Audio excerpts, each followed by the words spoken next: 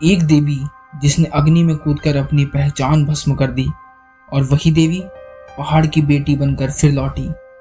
यह कहानी है देवी सती के अंत और माता पार्वती के उदय की। लेकिन सवाल यह है, क्या यह सिर्फ हजारों साल पुरानी एक पौराणिक कथा है, या फिर यह हम सबके भीतर चल रहे एक इवोल्यूशन का ब्लूप्रिंट है? आज इतिबोध पर हम उस रहस्य को खोलेंगे जो आपके जीवन के सबसे बुरे दौर को देखने का नजरिया बदल देगा। अगर आप अपनी पहचान ढूंढ रहे हैं तो यह वीडियो आपके लिए है। सती कौन थी? राजा दक्ष की बेटी।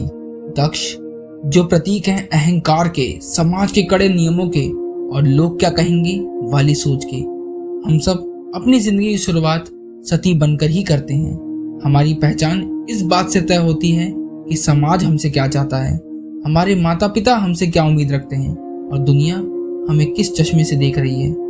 यहाँ हमारा सुख और दुख दोनों दूसरों के फैसलों पर निर्भर होते हैं। सती का प्रेम महान था, लेकिन वो दक्ष की बेटी होने की पहचान से बंधी हुई थी।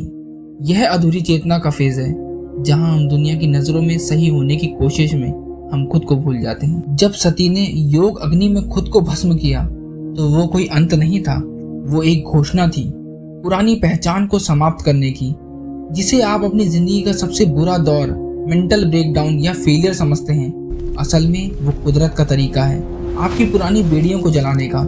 गहरी बात तो ये है कि जब तक आपके भीतर का पुराना आप नहीं मरेगा, तब तक नया आप जन्म नहीं ले सकता।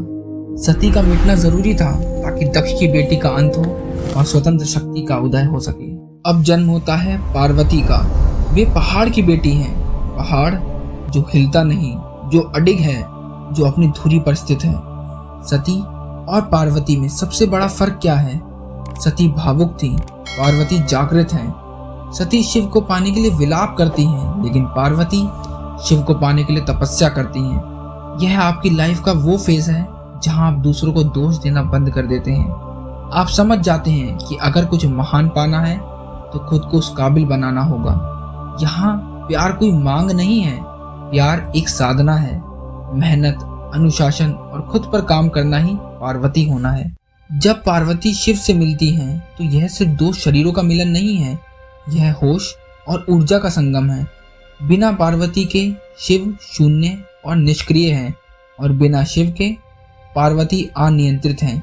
जब आपके भीतर की मेहनत और आपकी सही समझ मिल जाती है तो आप एक संपूर्ण इंसान बनते हैं। आज खुद से एक सवाल पूछिए, आप अपनी लाइफ के किस फेज में हैं? क्या आप अब भी सती हैं जो भावनाओं में बहकर दूसरों से उम्मीद लगा रहे हैं, या आप पार्वती बन चुके हैं जो अपनी शक्ति को पहचान कर खुद पर काम कर रहे हैं? याद रखिए, आपकी लाइफ में आज जो भी दर्द है वो आपको खत्म करने नहीं आया है, वो आग आपको भस्म करने नहीं, बल्कि आपकी सती जैसी पुरानी पहचान को जलाकर आपको पार्वती बनाने आई है। तपस्या जारी रखिए, महादेव दूर नहीं है। अगर इन कहानियों के पीछे ये गहरे अर्थ आपके दिल तक पहुंचते हैं तो इतिबोध परिवार का हिस्सा बने।